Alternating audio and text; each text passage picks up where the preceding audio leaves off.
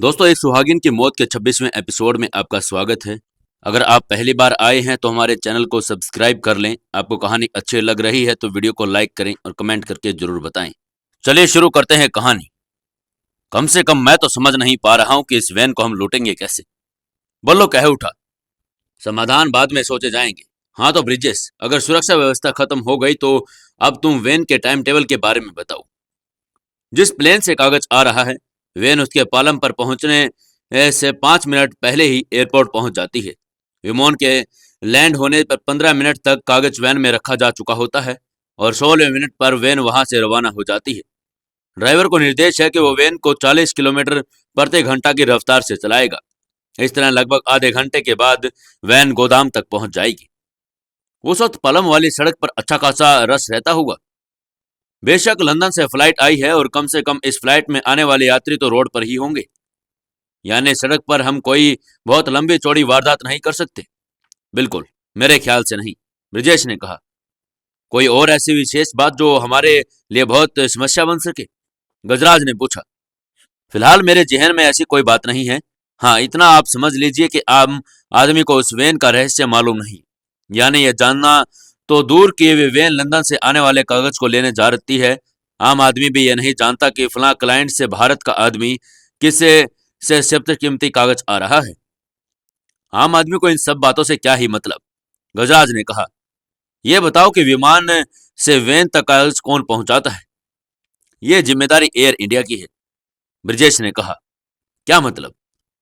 London से air India वाले ही कागज को अपने चार्ज में लेते हैं। वहां से भारत लाना और वैन तक पहुंचाना उन्हीं का काम होता है। परंतु विमान से वैन के बीच के कागज को लूट लेने की तो कल्पना ही व्यर्थ है। क्यों, ऐसा क्यों? गजराज ने पूछा। उस वक्त एयरपोर्ट पर न केवल जबरदस्त भीड़ रहती है बल्कि एयर इंडिया के सशस्त्र गार्ड कागज के चारों तरफ रहते हैं। अगर उन्हें कागज की तरफ से कोई खास दृष्टि से देखता हुआ मिले तो वे उसकी आंखें निकाल ले। यहाँ कागज को हथियाने की कोशिश करके मरा तो जा सकता है मगर कागज हासिल नहीं किया जा सकता, यानी टारगेट हमें वैन को ही बनाना होगा। निर्विवाद सभी ने इस पर हामी भरते हुए कहा। ठीक है, उस लाइन पर कुछ सोचेंगे, गजराज ने कहा।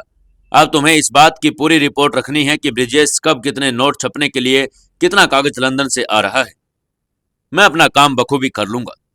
मेरे प्रेरक पाठक सोच रहे होंगे कि वैन रॉबरी के इस किस्से को इतना संक्षेप में क्यों लिख रहा हूं। अगर विस्तारपूर्वक रॉबरी की योजना और घटना के बारे में लिखा जाए तो अपना कंप्लीट पूरा एक उपन्यास तैयार हो सकता है। परंतु कम से कम उपन्यास में मेरा विषय वैन रॉबरी नहीं। अगर वैन रॉबरी के विस्तार में गए तो मूल कथानक के पृष्ठ नहीं मिल सकेंगे। इस तरह लगभग हर हफ्ते दिल्ली की हमारी मीटिंग होने लगी और हम दोनों हर हफ्ते नासिक से दिल्ली आकर मीटिंग में भाग लेते थे। इन मीटिंगों के जरिए हम छहों ने एक दूसरे को अच्छी तरह से पहचान भी लिया था, बल्कि आपस में काफी खुल भी गए थे और दोस्त भी बन गए थे। 10वीं मीटिंग में ब्रिजेश ने अपनी पहेलियां बुझाने वाले अंदाज में कहा, एक समुंदर है और इस समुंदर 480 घंटे नीचे सोने से भरी एक वैन पड़ी है। क्या बक रहे हो? गदराज झुंझलाया। गौरवमयी मुस्कान के साथ ब्रिजेश ने कहा, क्या आप में से कोई दिन की लंबाई नाप सकता है? दिन साला कोई थान है जिसे गज लेकर नापना शुरू कर दे। ब्रिजेश की पहेलियों पर सबसे ज्यादा बल्लो ही झुंझलाया करता था। दिन भी थान के जैसे ही है प्यारे, इसे नापो। निकलसन कह उठा। 480 घंटे का मतलब है 20 दिन। गुड, वेरी गुड, ये हुई ना बात। हाँ तो साहिबान, एक समय एक समुद्र है जिसकी गहराई तो कोई नहीं नाप सकता, मगर इस समुद्र के किस स्थान पर हमारी वेन है ये हम जान चुके हैं। क्या कहना चाहते हो कि 20 दिन बाद लंदन से कागज आ रहा है? मैंने उत्सुक भाव से पूछा। बिल्कुल बिल्कुल ठीक समझे तुम, टेटो गुर्राया। इस बात को घुमा फिर कहना क्या डॉक्टर ने बता रखा है? सीधे शब्दों में इन्फॉर्मेशन नहीं दे सकते थे? यह आदमी साला आधा पागल है, बोलो ने मोरा सा मुंह बनाकर कहा।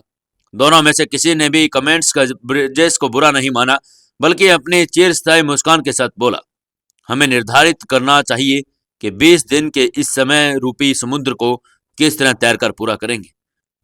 तुम्हारा मतलब योजना बनाने से है ना? बेशक। कितना कागज आ रहा है? बोलो ने अधीरपूर्वक कहा। 4 करोड़ 80 लाख रुपए छपने के लिए।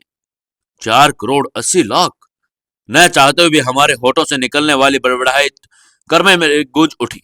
मेरा दिल तो बहुत जोर जोर से धड़कने लगा था। आंखों के सामने नोट ही नोट चकरा रहे थे और ढेर सारे नोट। मैं उनमें से अपना हिस्सा अलग करने के लिए अभी जोड़ तोड़ कर ही रहा था, निकलसन ने कहा, यानी हम सबके हिस्से में 80-80 लाख रुपए आ सकते हैं। हाँ, ब्रिजेश ने कहा, परंतु मेरे दिल की धड़कनें कुछ और तेज हो गई।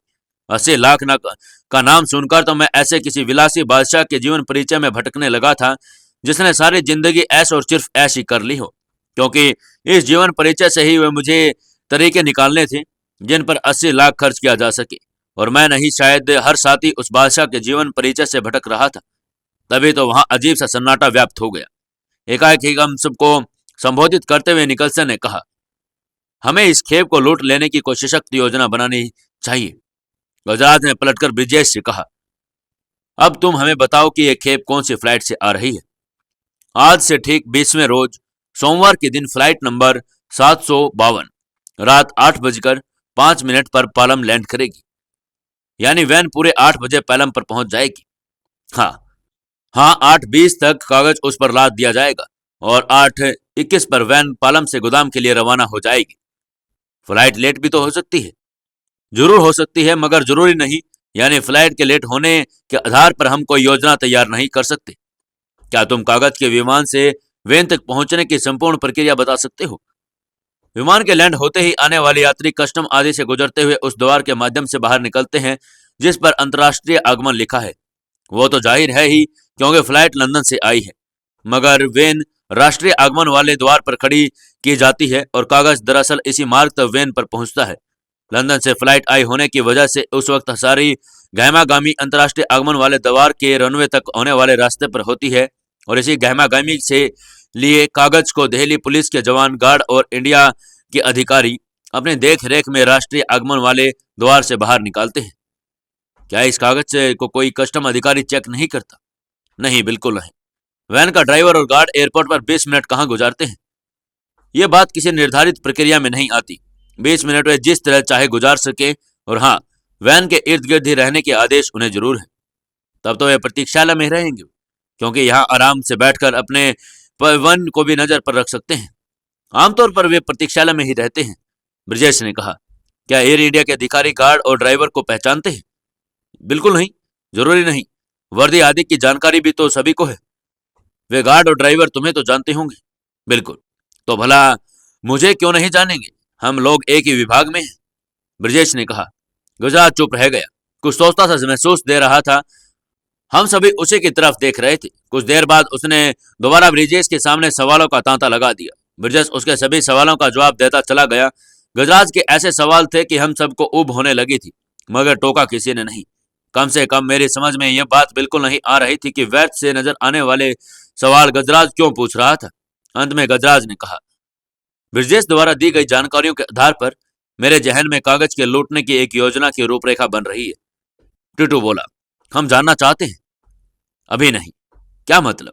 मैंने पूछा। अभी सिर्फ रूपरेखा बन रही है, वो अभी अस्पष्ट है और धुंधली सी है। मैं और निकलसन मिलकर शायद अगले हफ्ते तक उस पर ठोस योजना में बदल सकेंगे। इस तरह अगले हफ्ते हम चारों के सामने योजना रखने की घोषणा के साथ ये मीटिंग समाप्त हो गई। अगले हफ्ते सचमुच गजराज और निकलसन ने एक योजना रखी, और ये योजना दुस्साहसपूर्ण तो जरूर थी, परंतु ठोस थी और किसी भी किस्म के खतरे से बहुत दूर थी। क्या वो अपनी योजना में सफल हो पाएंगे? क्या होगा जब वो गाड़ी के पास जाएंगे? जानने के लिए जुड़े रहिए हमारी इस कहानी के साथ। दोस्तों, सुहागिन की मौत के 27वें एपिसोड में आपका स्वागत है। चलिए शुरू करते हैं कहानी। अभी सिर्फ रूपरेखा बन रही है, वो अभी अस्पष्ट और धुंधली है। मैं और निकलसन मिलकर शायद अगले हफ्ते तक उसे किसी ठोस योजना में बदल लेंगे। इस तरह अगले हफ्ते हम चारों के सामने योजना रखने की घोषणा के साथ यह मीटिंग समाप्त हो गई, और अगले हफ्ते सचमुच गजराज और निकलसन ने एक योजना रखी। यह योजना दुस्साहसपूर्ण तो जरूर थी, परंतु ठोस थी, किसी भी किस्म के खतरे से बहुत दूर। मैं वो योजना जानना चाहता हूँ। नकाबपोश एकदम से गुर्राया। बागेश ने एक नजर व्यवस्था में अंदाज में टिटू की तरफ देखा। दरअसल नकाबपोश के हाथ में दबे रिवॉल्वर के मुंह से उसके जबान खोले हुए थे, और वह बोला, मैं आपको एयरपोर्ट पर घटी घटना सुनाता हूँ, उसी से स्कीम भी आपकी समझ में आ जाएगी। बको, नकाबपोश ने कहा। उस वक्त 8 बजने में 5 मिनट बाकी थे जब मैं टिटू 3-3 रुपए की एंट्री टिकट लेकर राष्ट्रीय आगमन वाले द्वार से प्रतीक्षालय में दाखिल हुए। योजना के अनुसार हमें गजराज और निकलसन पहले ही बैठे नजर आए। अपरिचितों की तरह वे एक दूसरे के काफी अलग अलग कुर्सियों पर बैठे थे। आपस में हमारी नजरें मिली जरूर, परंतु किसी ने ऐसी कोई प्रतिक्रिया जाहिर नहीं की कि जैसे हम आपस में एक दूसरे को जानते हों। हम भी दो खाली कुर्सियों पर बैठ गए। दिल धड़क रहे थे, शायद इसलिए क्योंकि हम जानते थे कि आने वाले कुछ समय बाद यहाँ बहुत बड़ा बखेड़ा होने वाला है। ऐसा बखेड़ा जिसे हम खून खराबे का नाम भी दे सकते हैं, और उस खून खराबे में हम सभी को बराबर का हिस्सा लेना था। प्रतीक्षालय में व्यक्तियों की संख्या तो भीड़ से नहीं कहा जा सकता, बहुत कम लोग भी नहीं थे। 50 के करीब संख्या तो रही होगी। हम यही सोच सोच कर पतले होते जा रहे थे कि जो यहाँ कुछ होने वाला है, क्या वो सचमुच ही उतनी खामोशी के साथ हो जाएगा जैसे खजराज ने सोचा है। 5 मिनट हमें 5 युगों के समान महसूस हो रहे थे, परंतु यह 5 युग गुजरते ही तेजी से आकर चमचमाकर स्टील की बनी एक छोटी सी वैन राष्ट्रीय आगमन वाले द्वार के सामने ठीक रुक गई। हम प्रतीक्षालय के सामने उसे साफ देख सकते थे। दिल की धड़कनें इस तरह बढ़ गई जैसे भाप का इंजन धीरे धीरे रफ्तार पकड़ने के लिए आगे चला जा रहा हो। बाहर की तरफ यू के आकार में टर्न लेने के बाद वैन एक अत्यंत समीप सरकती चली आ रही थी, और मैंने चोर दृष्टि गजराज और निकलसन पर डाली। उनकी हालात भी कुछ अपने जैसे ही मालूम होती थी। हमने वैन के पिछले तथा ड्राइवर की तरफ आने वाले दरवाजे को एक साथ ही खुलते हुए देखा। फिर ड्राइवर और गार्ड एक साथ द्वार की तरफ बढ़े। वे दोनों अच्छे खासे स्वस्थ मासूम व्यक्ति पड़ते थे। ड्राइवर के जिस्म पर सफेद वर्दी थी और गार्ड के जिस्म पर खाकी। छज्जे वाली कैप में दोनों खूब जच रहे थे, और गार्ड के कंधे पर इस वक्त दुनाली बंदूक थी।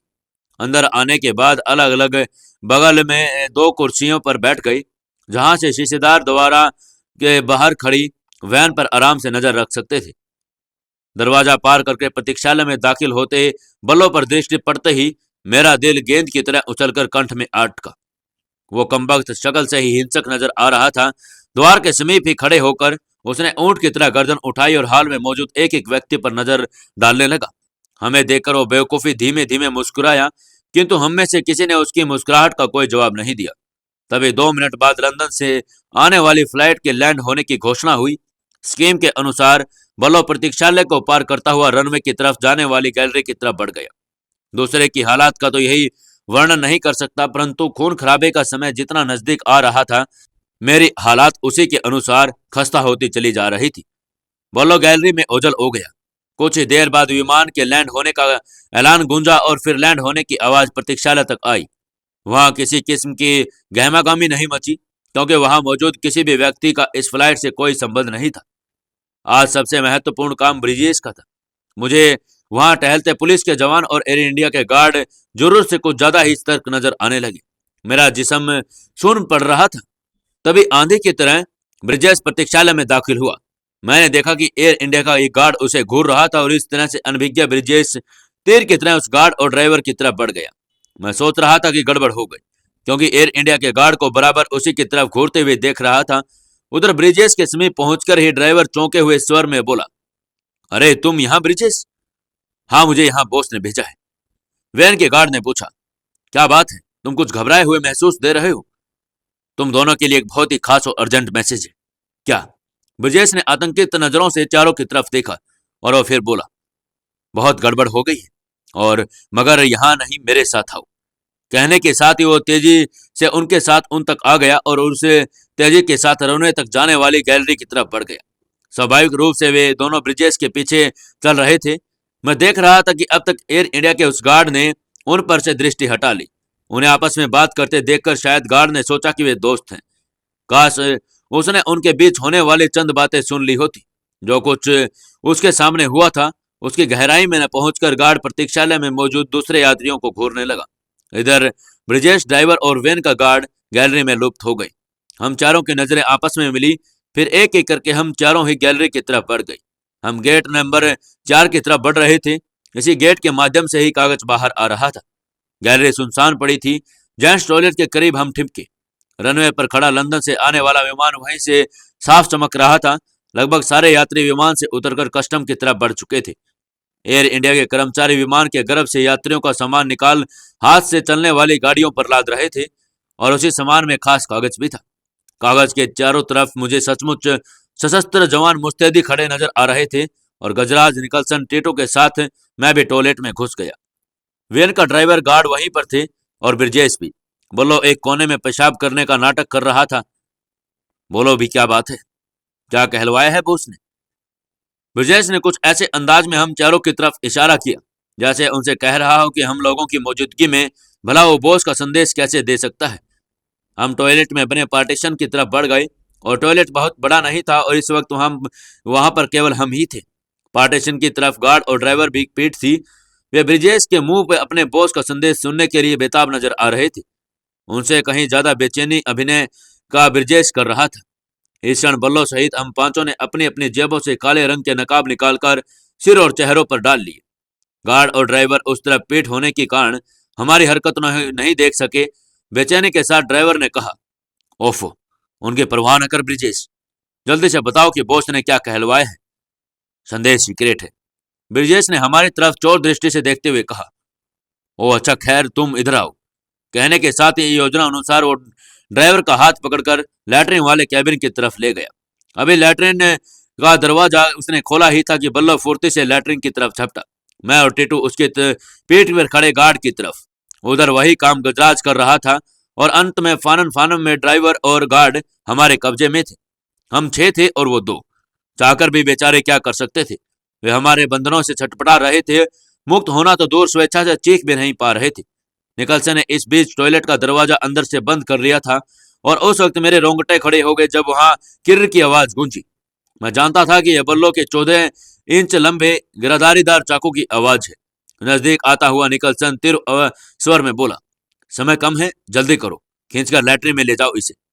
उधर गजराज, ब्रिजेश और इधर मैं, टीटू और पहले ही ये कोशिश कर रहे थे। गार्ड को खींचकर लैट्रिन की तरफ लेकर जाना आसान नहीं था क्योंकि हमारे बंधनों से निकलने के लिए भरपूर चेष्टा कर रहा था। पहले गजराज और ब्रिजेश ड्राइवर को लिए लैट्रिन की घुस गए और गार्ड को खींचते समय मैंने चमकदार लंबा चाकू हाथ में लिए बल्ले को उस लैट्रिन में दाखिल होते हुए देखा। इस लैट्रिन का दरवाजा बंद हो गया। टॉयलेट के अंदर केवल 2 लैट्रिन कैबिन्स थे और गार्ड को जकड़े हम दूसरे कैबिन की तरफ बढ़ रहे थे। दरवाजे के समीप पहुंचकर निकल ने उसे खोलना चाहा, परंतु वो नहीं खुला और इस अप्रत्याशित स्थिति से निकलसन को एकदम बौखला दिया। उसने तेजी से स्वर में कहा, इस लैट्रिन का दरवाजा अंदर से बंद है। मेरे और टीटू के हाथ फाख्ता हो गए। दरवाजे के अंदर से बंद होने का एक ही अर्थ, लैट्रिन में कोई है। ऐसा कौन था जो लैट्रिन के अंदर पहले ही था? क्या उन्होंने उसकी सब बातें सुन ली थी? क्या वो कोई पुलिस वाला तो नहीं था? जानने के लिए जुड़े रहिए हमारी इस कहानी के साथ। दोस्तों, एक सुहागिन की मौत के 28वें एपिसोड में आपका स्वागत है। चलिए शुरू करते हैं कहानी। दरवाजे के अंदर कोई है, लैट्रिन में कोई था। पुलिस की संभावना ने हमारे सबके रोंगटे खड़े कर दिए। निकलसन ने फुर्ती से अपना अवैध रिवॉल्वर निकाल लिया और बंद दरवाजे को पीटता हुआ गरजा, कौन है अंदर? बाहर निकलो। तभी उस कैबिन के अंदर से एक टूटी फूटी चीख भरकर समूचे टॉयलेट में गूंज गई और अंदर ब्रिजेश, गजराज और बल्लो ड्राइवर को लेकर घुसे थे। मैं समझ सकता था कि ये चीख क्यों है और इसके किस के मुंह से निकली होगी। मेरी आंखों के सामने खून का खून नाच गया। ड्राइवर के जिस्म से निकला खून, उस खून से रंग का बिल्लो का चाकू। उधर रिवॉल्वर संभाले निकलसन केबिन की दीवार पर चढ़ गया। लैट्रिन केबिन की दीवारें टॉयलेट के छत तक नहीं गई थी, बल्कि छत के करीब 2 फुट नीचे ही उनका शीर्ष था और उसका शीर्ष पर पहुंचकर निकलसन ने केबिन के अंदर 2 मौजूद किसी व्यक्ति को रिवॉल्वर से कवर करके कहा, हाथ ऊपर उठा लो। हम गार्ड के को जकड़ कर रखे थे। निकलसन बड़े ही खतरनाक स्वर में कह रहा था, अगर मुंह से कोई आवाज निकालने की कोशिश की तो गोली मार दूंगा। निश्चय केबिन के अंदर मौजूद व्यक्ति की सिट्टी पिट्टी गुम हो गई। दरवाजा खोलकर बाहर निकल, निकलसन ने गुर्राकर दूसरा आदेश दिया। अगले पल दरवाजा खुला। जो व्यक्ति बाहर निकला उसका पीला चेहरा पड़ गया था। जिस्म पर मौजूद कपड़े ही बता रहे थे कि वो कोई टैक्सी ड्राइवर है। वह थरथर कांप रहा था। वो शायद कोई डरपोक किस्म का आदमी था जिसने लैट्रिन में बैठे हमारे आवाजें सुनने के बावजूद शोर मचाने का साहस नहीं किया।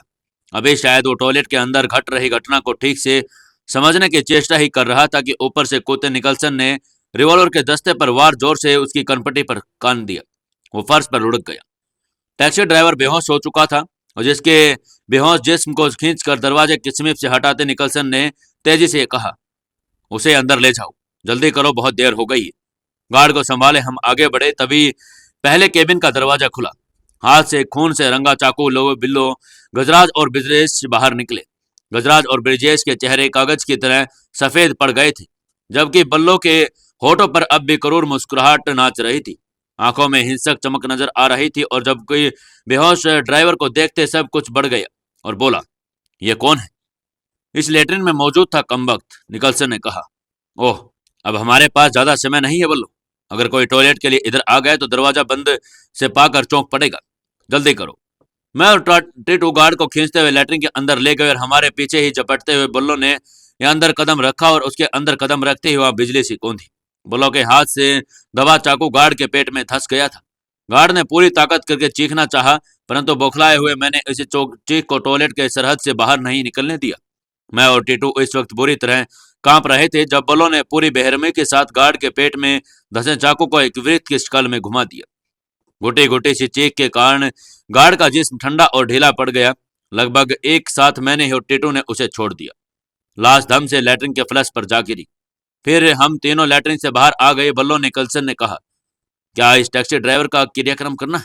नहीं, इसकी जरूरत नहीं है। मैं जल्दी में बोला, यह हमारे बारे में किसी को बता सकता है? हम में से किसी की शक्ल देखी है इसने। व्यर्थ खून खराबा मुझे पसंद नहीं। इसे इसी अवस्था में किसी लाश के साथ बांध को। गजराज टैक्सी ड्राइवर के बेहोश जिस्म को खींचता हुआ दूसरे नंबर के लैटरिन में घुस गया। निकलसन पहले ही कैबिन में और दोनों दरवाजे अंदर से बंद कर दिए। बलों ने खून से रंगा चाकू बंद करके अपने जेब में डाल लिया और मैंने और ब्रिजेश ने अपने ओवरकोट की जेब से छज्जे वाले कैप निकालकर सिरों पर रख लिए। ओवरकोट उतारकर टीटो को संभलवाई। अब मेरे जिस्म पर वेन की गार्ड जैसी वर्दी थी और ब्रिजेश के जिस्म पर ड्राइवर जैसी। दोनों लैटरिन कैबिन्स का दरवाजा अंदर से बंद करके बाद निकलसन और गजराज ऊपर की तरफ टॉयलेट के फर्श पर कूद पड़े। बल्लो अंदर से बंद टॉयलेट की चटकनी खोलने के लिए आगे बढ़ गया। कोई खास गड़बड़ नहीं हुई थी और टैक्सी ड्राइवर के रूम में जो थोड़ी बहुत गड़बड़ हुई थी उसे समय रहते सुधार लिया गया था। टॉयलेट के अंदर सारा काम मुश्किल से हम 10 मिनट के पूरा कर लिया और इन 10 मिनटों में कोई भी टॉयलेट के लिए इधर आया भी नहीं था।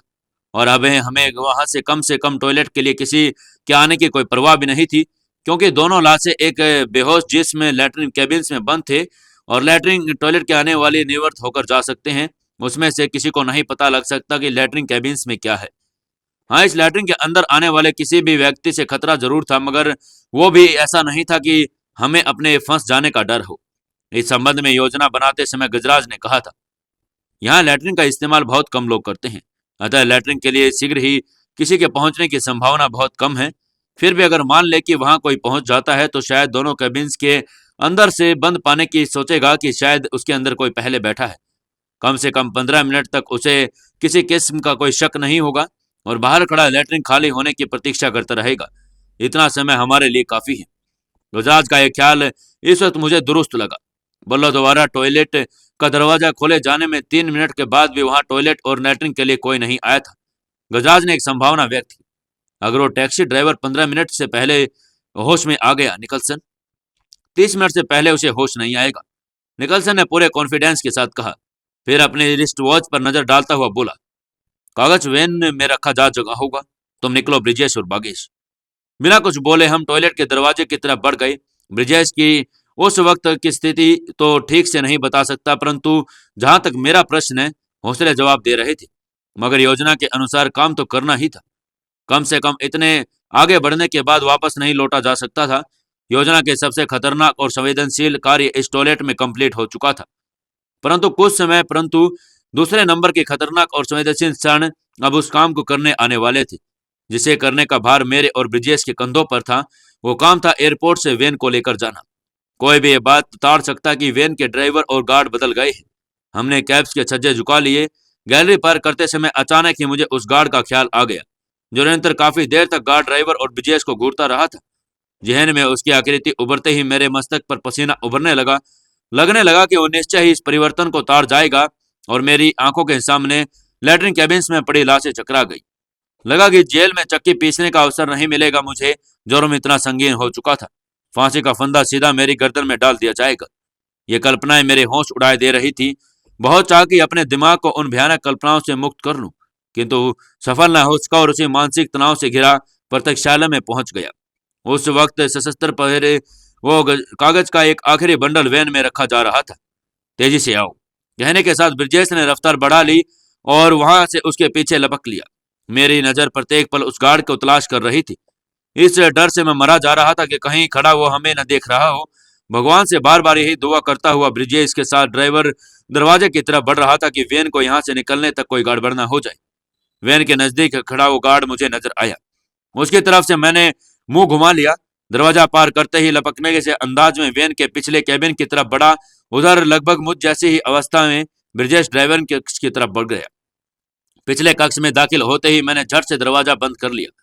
इधर से ड्राइविंग कक्ष का दरवाजा भी बंद होने की आवाज आई। मैंने जल्दी से ढूंढकर स्विच दबा दिया। अब अंदर से दरवाजा लॉक हो चुका था और मेरी इजाजत के बिना अंदर नहीं आ सकता था। टॉयलेट से निकलने के बाद इस क्षण पहली बार मैंने ठीक से सांस ली और अब मैं सुरक्षित था। वैन का इंजन जाग उठा, यह संकेत की कोई गड़बड़ नहीं हुई। हाँ, सफल हो गई। ये दूसरा और अंतिम संवेदनशील काम भी सफलतापूर्वक हो गया था। भगवान ने मेरी सुन ली थी। उस क्षण मैं सोच रहा था कि वैन से भरे कागज, बल्कि कागज नहीं, 4 करोड़ 80 लाख रुपए के मालिक हम हैं। नहीं जानता था कि असल गड़बड़ तो होने वाली है। ऐसी गड़बड़ जिसके बारे में हम में से किसी ने भी ख्वाब में भी नहीं सोचा था। ऐसी क्या गड़बड़ होने वाली थी जिसे अब बागेश बताने की कोशिश कर रहा है। जानने के लिए जुड़े रहिए हमारी इस कहानी के साथ। दोस्तों, इस सुहागिन के मौत के 29वें एपिसोड में आपका स्वागत है।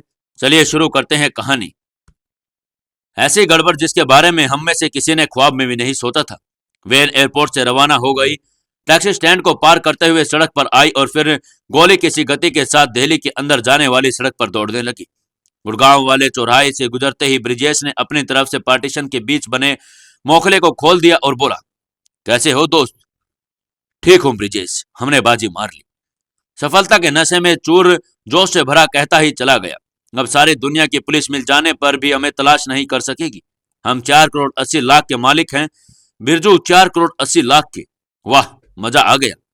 ठहाका लाकर ब्रजेश हंस पड़ा। अब न मेरी आंखों के सामने टॉयलेट की लैट्रिन के केबिन्स में पड़ी लाशें चकरा रही थी और न ही उस गार्ड की आकृति जो गुजर चुका था उस पर सोचने का होश किसे था। मैं विंड स्क्रीन के पास जगमग करके चमचमा रही सड़कों को देख रहा था। वैन के आगे एक मर्सिडीज चली जा रही थी और ब्रिजेश से बोला, सामने वो मर्सिडीज चली जा रही है ब्रिजेश। मर्सिडीज क्या होती है? मैं सोच रहा हूं कि भारी सड़क पर वाहनों के बीच ये वैन रोबरी हो रही है। किसी कमबख्त को गुमान तक नहीं, सब अपनी धुन में मग्न है। इसी तरह की मूर्खतापूर्ण बातें करते हुए समय 5 मिनट गुजर गई। उस वक्त वैन बसंत विहार के आने वाली रोड को क्रॉस करके आगे बढ़ रही थी जब मैंने कहा, बस थोड़ा आगे जाकर हमें यह सड़क छोड़ देनी है। जानता हूं। कहने के साथ ही ब्रिजेश ने अपना ध्यान ड्राइवर की केंद्रित कर दिया और अब उसे ज्यादा डिस्टर्ब करना मैंने उचित नहीं समझा। एक सड़क पालमगांव से आकर एक सड़क से मिलती है, मगर उस सड़क तक पहुंचने से पहले ही ब्रिजेश ने योजना अनुसार वैन दाई तरफ एक पतली किंतु पक्की सड़क पर मोड़ दी। अब वैन हिचकोले खाने लगी थी। 2 मिनट के बाद अब हमारी वैन अंधेरे में थी, परंतु वैन की शक्तिशाली हेडलाइट्स कम से कम ब्रिजेश को कोई परेशानी नहीं होने देने वाली थी। 5 मिनट के हम मुख्य सड़क पर काफी दूर निकल गए। 7 मिनट बाद उसने निश्चित स्थान पर वैन रोक दी और बोला, उतर आओ बागेश, अब तुम्हें ट्रक में आ रहे हमारे साथियों की मदद करनी है। जानता हूं, 1 मिनट भी गवाए बिना तुम यहां से निकल जाओ। कहने के साथ ही मैंने स्विच ऑन किया। दरवाजे का लॉक खुल गया। दरवाजा खोलकर मैं वैन से बाहर कूद गया। इधर मैंने बाहर से ही दरवाजा वापस बंद किया और इधर ब्रिजेश ने वैन थोड़ी सी बैक करके उसी साइड की दिशा बदली और थोड़ी सी मेहनत के बाद ही वैन को एक छोटी सी सड़क पर तिरछी करने में कामयाब हो गया। अब वैन की हेडलाइट दाई तरफ के दूर फैले प्लेन खेतों की तरफ रोशनी कर रही थी। इन्हीं खेतों में लोहे की 6-6 इंच मोटी विशाल चादरें पड़ी थी। वे चादरें 10 फीट चौड़ी और 20 फीट लंबी थी। एक दूसरे से मिली हुई दूर पड़ी नजर आ रही थी। संक्षेप में अगर कहा जाए तो गलत नहीं होगा कि खेतों में 10 फीट चौड़ी और 300 फीट लंबी लोहे की पूरी सड़क बनी हुई थी। यह सड़क गजराज की योजना के अनुसार एयरपोर्ट पर पहुंचने से पहले ही हम लोगों ने तैयार की थी। हम लोहे की इन चादरों को एक ट्रक में भरकर लाए थे। कुल 15 चादरें थी। हम सबने मिलकर इन्हें एक दूसरे से मिलाते हुए इस सड़क पर छोर पर खेतों में एक ऐसी छोटी सड़क से मिला दिया था जिसका संबंध न तो किसी रूप में इस सड़क से था और न ही दिल्ली पालम की मुख्य सड़क से। योजना के अनुसार वैन को लोहे की सड़क से उस छोटी सड़क पर पहुंच जाना था, बस वहां से अपने अगले अंजाम पर। यह सारा इंतजाम इसलिए किया गया क्योंकि वैन के गायब होने की सूचना मिलते ही पुलिस के द्वारा मुख्य मार्गों तथा उससे जुड़ी सड़कों की खाक छान मारना स्वाभाविक था, अतः हम ऐसे ही किसी सड़क पर नहीं रह सकते थे। पहले धीरे से सरक कर वैन नीचे उतरी, फिर धीमी चाल से खेतों के बीच बनी लोहे की सड़क को पार करने लगी। वैन के बोझ से लोहे की चादरें के अंतिम सिरे आपस में टकराकर हल्की हल्की आवाजें उत्पन्न कर रहे थे, मगर वहां दूर तक भी इन आवाजों की तरफ कोई ध्यान देने वाला नहीं था। मैं आराम से वहां खड़ा खेतों के बीच छाए अंधेरे में गुम होती वैन को देख रहा था। अब मैं सिर्फ वैन की उपस्थिति का एहसास उनकी लाइटों से ही कर सकता था। जानता था कि हमारे द्वारा बनाई गई लोहे की उस टेम्परेरी सड़क को वैन ज्यादा से ज्यादा 5 मिनट में तय कर लेगी, मगर इन 5 मिनटों की वजह से ही हमारी सारी जिंदगी भी पुलिस उसे तलाश नहीं कर सकती थी। अंधेरे के बीच में यूं खड़े मुझे 5 मिनट गुजर गए। अपना वातावरण में लोहे की चादरों की आवाज गूंज रही थी और न ही वैन की लाइटें नजर आ रही थी। समझ सकता था कि मुझे उस छोटी सी सड़क पर पहुंचने के बाद पेड़ों के झुरमुट में कोई खो गई। 5 मिनट बाद रोशनी के 2 बिंदु नजर आए। ये बिंदु निरंतर मेरे नजदीक आ रहे थे। फिर ट्रक के इंजन की गड़गड़ाहट भी कानों तक पहुंची और कुछ ही देर बाद एकाएक ट्रक मेरे बिल्कुल सामने आ गया। उसमें से गजराज, निकलसन, टेटू, बल्लो कूदे। क्या रहा? मेरी तरफ झपटते ही निकलसन ने पूछा। मैंने बताया। वैन लोहे की सड़क पार कर गई। गुड, अब हमें लोहे की एक सड़क हमेशा के लिए खत्म कर देनी है। कहने के साथ ही गजराज पुनः ट्रक की ड्राइविंग सीट से लपका और फिर अगले ही पल ट्रक का इंजन जाग उठा। ट्रक ने टर्न लिया और फिर भी वह वैन की तरह लोहे की सड़क पर उतर गया। ट्रक पहली चादर पार करने के बाद दूसरी चादर पर रुक गया। गजराज खेत में कूदा। निकलसन ने कहा, जल्दी करो, ये पहली चादर ट्रक में रखवा दो। ये वाक्य निकलसन ने व्यर्थ ही बोला था, क्योंकि हम सभी जानते थे कि अब ये क्या काम करना है। कठोर परिश्रम से इस काम को 4 व्यक्तियों की अपेक्षा 5 ज्यादा आसानी से कर सकते थे। इसलिए मुझे वैन से यहाँ उतरने की जरूरत पड़ी थी। काश योजना में मेरा वहां उतरना जरूरी ना होता। बल्लो ट्रक पर चढ़ गया। चादर के 4 कोनों पर हम चारों लगे और फिर थोड़े से श्रम के बाद हमने सारी चादरें खेत से उठाकर ट्रक में लाद दी। जैसे टॉर्च निकालकर निकलसन सरकारी सड़क की तरफ बढ़ा। कुछ ही देर बाद बहुत ध्यान से उस स्थान का निरीक्षण करता रहा जहां से ट्रक और वैन सड़क छोड़कर चादर पर आई थी। संतुष्ट होकर वह ट्रक के नजदीक लौटा और बोला, वहां वैन या ट्रक में से किसी के पहियों के निशान नहीं बने हैं। कोई ख्वाब भी नहीं सोच सकता कि वहां से सड़क छोड़कर खेतों में उतर गई। मेरे ख्याल से समय तेजी से गुजर रहा है, हमें जल्दी करनी चाहिए। कहने के बाद गजराज दोबारा से ट्रक की ड्राइविंग सीट की तरफ बढ़ गया। ट्रक तीसरी चादर पर खड़ा और हमें करके दूसरे नंबर की चादर ट्रक में चढ़ा दी। चौथी चादर पर खड़ा करके तीसरी, और इसी प्रकार चादरों को ट्रक पर लादते रहे। हम उसी छोटी सड़क पर पहुंच गए जिसका संबंध न मुख्य मार्ग से था और न ही उससे जिससे हम यहाँ पहुंचे थे। सड़क पर खड़े ट्रक में पूरी 15 चादरें लदी थी। अब हम ट्रक ने पूरे 5 फावड़े उठाए और खेत जहां हमने सड़क बनाई थी वहां की मिट्टी थोड़ी सख्त हो गई थी और फावड़ों से हमने उसे दुरुस्त कर दिया। ये काम कठिन तो नहीं था, मगर फिर भी पूरा 1 घंटा लग गया। इस समय हम कुछ भी कर रहे थे, उसका लक्ष्य मात्र ही था कि पुलिस किसी भी माध्यम से वैन तक न पहुंच सके, और पूर्णतः संतुष्ट होने के बाद ही हमने अपने फावड़े ट्रक में रखे। फिर ट्रक वहां से रवाना हो गया और हम सभी खुश थे, मगर नहीं जानते थे कि सारी योजना पूरी तरह कामयाब होने के बावजूद भी हम असफल हो गए थे। इस सड़क पर 10 किलोमीटर चलने के बाद योजना अनुसार हम गजराज के फार्म पर पहुंच गए। यह फार्म उसके बेवी की मिल्कियत का एक हिस्सा है। बागेश बताता ही चला जा रहा था। गजराज वहां कई बार 1000 गज जमीन है और उसकी देखभाल भले ही गजराज करता हो, परंतु नाम सब कुछ उसके बेवी की ही है। ऐसी जमीन के काफी बड़े हिस्से में उसने फार्म हाउस बना रखा है। घने विशाल और ऊंचे घने वृक्षों के घिरे इस फार्म हाउस में आलू रखने के लिए एक बहुत बड़ा गोदाम है, किसी कोल्ड स्टोरेज के हॉल के जितना बड़ा। फिर उसके बाद तुम लोगों ने क्या किया? ध्यान से सुनते हुए नकाबपोश ने कहा, इस हॉल के दरवाजे को हम फाटक कर सकते हैं और टीन के बड़े बड़े किवाड़ों से युक्त एक विशाल फाटक जिसमें ट्रक आसानी से समा जाए। कोल्ड स्टोरेज के लिए आलू ले जाने वाले ट्रक यहाँ से आते जाते रहते हैं। जब हमने उस फाटक के सामने ट्रक रोका तो एक साथ सभी चौंक पड़े। ऐसा वहां पर क्या हो गया था? सब लोगों ने एक साथ क्या देख लिया था? जानने के लिए जुड़े रहिए हमारी इस कहानी के साथ। दोस्तों, एक सुहागिन की मौत के 30वें एपिसोड में आपका स्वागत है। चलिए शुरू करते हैं कहानी। इस हॉल के दरवाजे को हम फाटक कह सकते हैं। टीन के बड़े बड़े किवाड़ों से युक्त एक इतना विशाल फाटक जिसमें ट्रक आसानी से समा जाए। कोल्ड स्टोरेज के लिए आलू ले जाने वाले ट्रक यहाँ से आते जाते रहते हैं। जब हमने उस फाटक के सामने ट्रक रोका तो एक साथ सभी चौंक पड़े। क्यों? चौंकने का कारण क्या था? फाटक पर लटक रहा मोटा ताला। मतलब योजना के अनुसार दरवाजा खुला मिलना चाहिए था। अरे विस्तार से बताओ, नकाबपोश आदमी ने कहा। इस हॉल के फर्श पर बीचों बीच वाला काफी बड़ा स्थान ऐसा है जो एक गुप्त बटन दबाने पर अपने स्थान से गायब हो जाता है। यहीं से एक ढलुआ सड़क फर्श के नीचे चली जाती है। ट्रक इस सड़क पर आराम से उतर सकता है और नीचे एक ऊपर वाले होल जितना बड़ा दूसरा बड़ा होल है, यानी तहखाना। जी हाँ, इतना बड़ा कि जिसमें ट्रक आसानी से जा सके। तहखाने में एक अन्य गुप्त बटन है जिससे नीचे पहुंचकर तहखाने के द्वार को बंद किया जा सकता है और द्वार बंद होने के बाद ऊपर वाले गोदाम में टहलता कोई व्यक्ति ये कल्पना नहीं कर सकता कि इसके नीचे इतना ही बड़ा एक और होल है। मैं ये नहीं तो जानता कि तहखाना भी गजराज की बीवी की मिल्कियत है या इसका निर्माण फार्म के अपने कब्जे में होने के बाद गजराज ने खुद करवाया था, मगर इस तहने खाने में राज द्वारा किए गए इंतजाम काफी हमें पसंद आया। कैसा इंतजाम? वहां 2 प्रिंटिंग मशीनें खड़ी थी। प्रेस से संबंधित अन्य सारा सामान भी वहां पर मौजूद था, इंक, रोले और चेस आदि। यानी नोट इसी तहखाने में तैयार होने थे। जी हाँ, और योजना के अनुसार ब्रिजेश का काम वैन को इसी के नीचे छुपाने तहखाने में पहुंचाना था। जिस ढंग से सब कुछ हुआ था उसके मुताबिक ब्रिजेश को यहाँ हमसे 1.5 घंटे पहले ही पहुंच जाना चाहिए था। ओह, मगर गोदाम के फाटक पर झूल रहा ताला इस बात का गवाह था कि अभी तक वहां पर नहीं पहुंचा था। असमंजस में फंसे हम पांचों बेचैन और व्यग्र से ब्रिजेश के अभी तक के यहाँ न पहुंचने पर बात करते रहे। ताले की चाबी भी उसी के पास थी।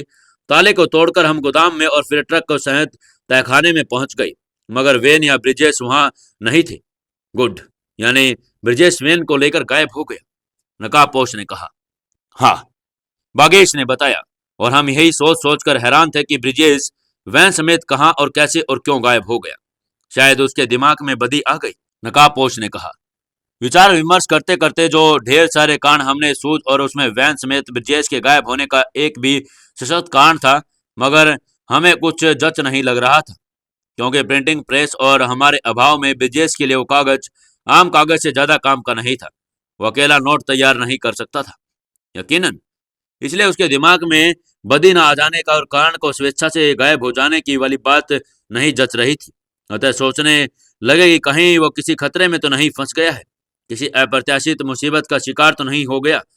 मगर वैन हमें रास्ते में कहीं न मिली थी, और यही सोचते सोचते टिटू ने कहा, कहीं वो उल्लू का पट्टा फार्म हाउस का रास्ता तो नहीं भूल गया। दिल इस बात को नहीं मान रहा था, क्योंकि फार्म हाउस का रास्ता इतना पेचदार नहीं था कि जिसे ब्रिजेश भूल गया हो। फिर भी सारी रात हम उस सड़क पर वैन और ब्रिजेश की तलाश में खाक छानते रहे। मिलता तो तब जब वो सड़क पर होता। हम सब परेशान, हैरान और झुंझलाए हुए थे।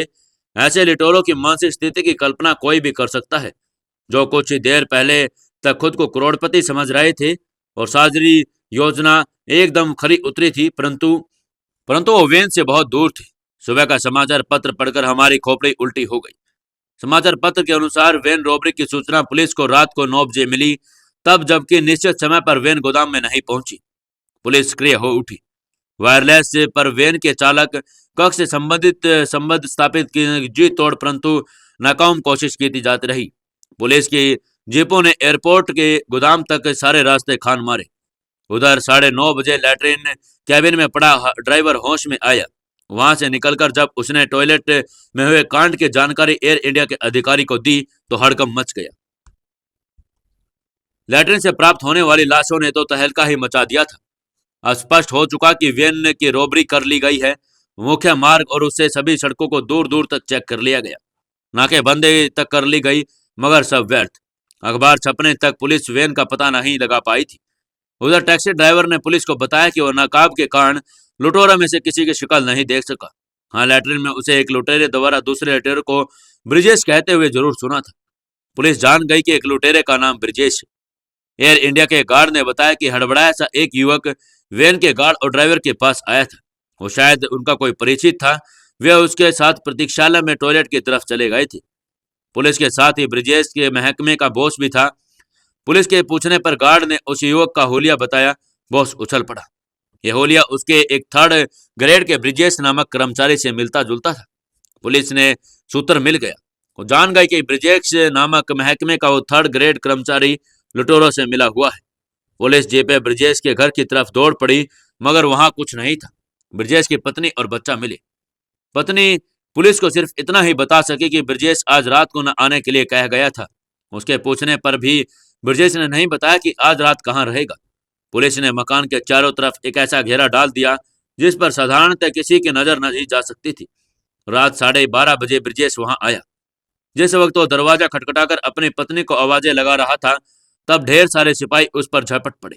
उस समय से पूर्व ही खतरे को भांपकर ब्रिजेश वहां से भागा। पुलिस दल उसके पीछे लपक गया। उसे रुक जाने के लिए चेतावनी दी गई। बार बार की चेतावनी के बावजूद जब वो नहीं रुका तो सब इंस्पेक्टर ने उसे पैर पर गोली मार दी। लड़खड़ाकर वो एक चीज के साथ गिर पड़ा। जब पुलिस दल उसके पास पहुंचा तब तक वो मर चुका था। बाद में डॉक्टर ने बताया कि ब्रिजेश पैर की गोली लगने की वजह से नहीं, बल्कि दहशत के कारण मर गया। अत्यधिक दहशत के कारण पैर में गोली लगने पर सड़क पर गिरते ही वो मर गया था। अखबार की अंतिम पंक्ति थी, पुलिस ने वेन तक पहुंचने का एकमात्र जरिया भी खो दिया है। बताने के बाद बेगेश ने एक लंबी सांस ली और फिर बोला, ब्रिजेश का अंत पढ़कर हम लोगों की खोपड़ी घूम गई। अब वेन जितनी दूर पुलिस से थी उतनी ही दूर हमसे भी थी। हमारे सामने ढेर सारे प्रश्न खड़े हो गए। ये कि ब्रिजेश रात 12:30 बजे अपने घर क्यों पहुंचा था, ये कि वहां पहुंचने से पहले उसने वेन कहाँ छोड़ी थी। नकापोस ने सहानुभूति दर्शाते से अंदाज में व्यंग्य से कहा, सचमुच ही तुम लोगों के साथ बड़ी ट्रेजेडी हुई। सारी मेहनत पर पानी फिर गया। खैर, उसके बाद क्या हुआ? उसके व्यंग्य को समझने के बाद भी बागेश और टिटू कुछ नहीं कर सकते थे, क्योंकि इतनी लंबी कहानी के बीच में एक क्षण के लिए भी लापरवाह नहीं हुआ था।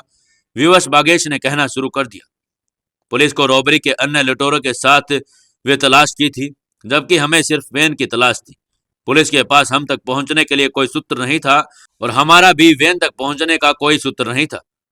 पुलिस वेन के लुटेरों के कब्जे में होने की बात मान रही थी, जबकि हम उनसे कहीं ज्यादा हैरान थे।